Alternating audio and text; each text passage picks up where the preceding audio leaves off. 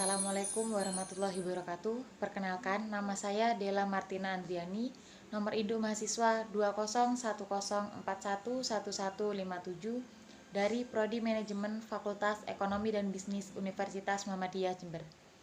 Pada kesempatan kali ini, saya akan menjelaskan tentang dilema simbol dan substansi untuk memenuhi tugas Al-Islam dan Kemuhammadiyahan.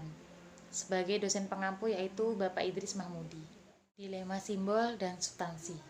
Hilke Plasman dari California Institute of Technology dan kawan-kawannya dari Stanford Graduate School of Business telah melakukan penelitian pada 20 orang subjek dengan diberi 5 jenis anggur merah Cabernet Sauvignon yang sama, namun disajikan dengan kemasan yang berbeda dan diberi label harga yang juga berbeda. Maka tersaji pilihan seperti berikut. 1. Anggur 1 dengan label harga $5. 2. Anggur 2 dengan label harga $10. 3. Anggur 3 dengan label harga $35. Dan yang keempat, anggur 4 dengan label harga $45. Untuk yang terakhir yaitu anggur 5 dengan label harga $90. Subjek diberitahu bahwa rasa kelima jenis anggur ini berbeda. Bagaimana hasilnya? Setelah mencicipi dengan seksama, semua responden mengatakan makin mahal harga anggur, makin enak rasanya.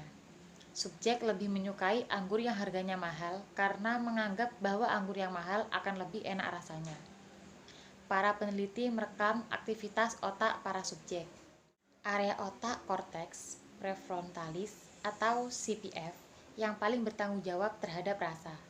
Dan area itu menunjukkan aktivitas bahwa anggur-anggur tersebut memang betul-betul berbeda dan rasanya berbeda. Dari hasil riset, untuk muncullah strategi ekonomi. Meski barang sama, jika dikemas dengan cara berbeda, maka harganya pun bisa berbeda. Bahkan bisa diarahkan atau ditentukan.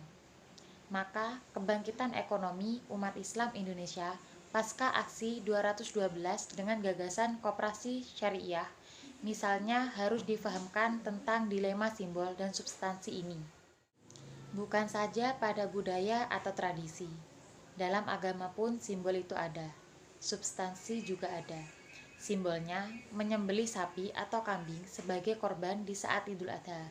Tapi substansinya sebenarnya adalah menyembelih hawa nafsu agar kecintaan pada duniawi atau materi yang berlebihan. Di Indonesia amat penuh dengan simbol-simbol yang membutuhkan pencermatan dan pemahaman makna substansi di balik simbol-simbol itu. Ada ormasi Islam yang berkata dan menenggungkan toleran, namun fakta perilakunya sering intoleran.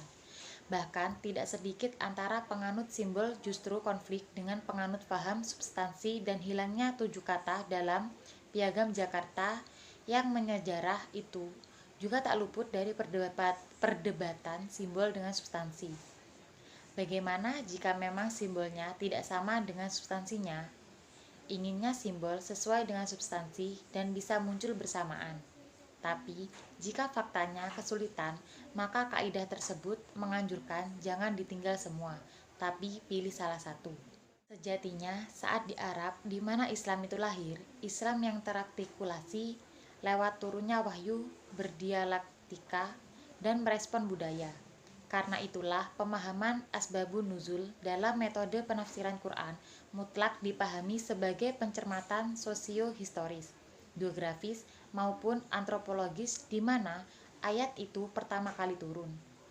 Konsep asbabun nuzul merupakan potret Islam yang membaur dengan budaya. Islam tidak segan-segan menghapus budaya yang destruktif, melakukan yang tidak begitu menyimpang, bahkan mengadopsi dan mengukuhkan terhadap budaya yang konstruktif. Membaur dengan budaya merupakan keniscayaan bagi perkumpulan Islam. Pada faktanya, Islam tidaklah anti budaya, bahkan justru menyebar dengan pendekatan budaya. Jadi, menjadi Islam tidak harus melepas budaya secara total. Menjadi Islam juga tidak harus persis tampilan Arab. Semua memiliki dalil argumentasinya sendiri-sendiri. Yang paling penting, saling menghargai perbedaan penafsiran itu. Jangan mengklaim kebenaran dengan merasa penafsiran, faham dan kelompoknya sendiri yang paling benar kemudian menyalahkan yang lain. Jubah, jenggot, celana di atas mata kaki, dan bercadar adalah bagian dari identitas dan ajaran Islam, tapi bukanlah satu-satunya ukuran ketakwaan seseorang. Apalagi sarung dan memakai songkok bukanlah ukuran paten ketakwaan. Itu adalah dinamika etis budaya saja. Jika yang memakai songkok itu cerminan yang paling bertakwa, maka umat Hindu di India adalah yang paling bertakwa. Karena bukan saja agamawan, tapi militer India pun bersongkok. Jika memakai sarung menjadi ukuran yang paling bertakwa, maka umat Buddha di Myanmar yang telah membantai Muslim Rohingya itu justru yang paling bertakwa. Karena para biksu dan agamawan di sana selalu memakai sarung. Karena itu, mari saling menghargai dan berdamai dengan sesama komunitas Muslim sendiri. Karena musuh sejati sedang bersatu dan menanti serta mempersiapkan segala strategi. Jangan terjebak pada dilema simbol dan substansi. Teramat jelas bahwa ketakwaan bukan pada menghadap ke arah timur atau barat. Ketakwaan bukan hanya lipstik yang simbolik semata, namun di sekitarnya, dekat lingkungannya masih ada ketimpangan dan kemiskinan. Banyak anak-anak yatim dan terlantar. Banyak orang yang tertipu dengan simbol-simbol di mana simbol-simbol itu dianggap sebagai ukuran ketakwaan seseorang. Fenomena kapitalisasi agama cukup marak dan efektif berkembang di Indonesia karena masyarakatnya sedang sakit dan mudah dibodohi.